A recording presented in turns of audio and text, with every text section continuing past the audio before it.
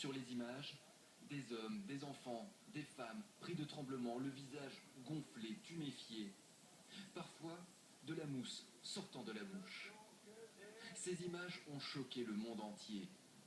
Mais pour ce médecin français qui s'est rendu 3 fois en Syrie pour soigner les victimes du conflit, ce n'est pas la première fois que le régime utilise ce type d'arme. Nous avions, nous, pu constater cela il y a déjà 7 mois.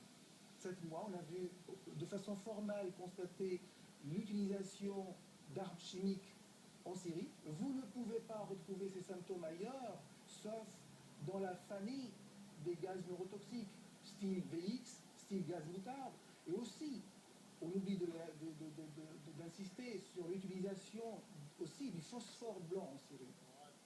Il y a 1 an, jour pour jour, avant cette attaque, le président américain faisait de l'utilisation d'armes chimiques la ligne rouge à ne pas dépasser par le régime.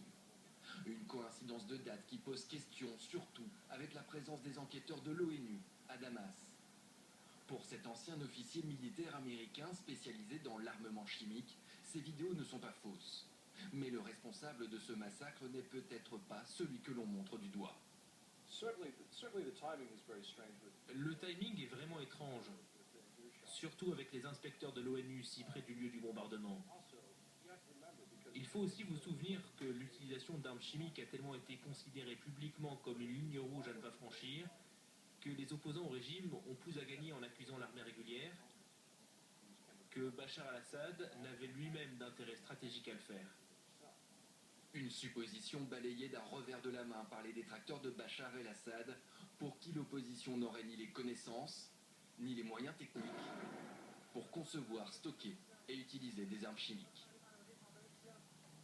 Et des centaines de familles syriennes fuient chaque jour vers la Turquie, le Liban, la Jordanie ou encore l'Irak. L'Irak qui est devenu une terre d'asile depuis l'intensification des affrontements entre Kurdes de Syrie et groupes islamistes venus d'Irak. Environ 35 000 réfugiés ont gagné le Kurdistan depuis jeudi dernier.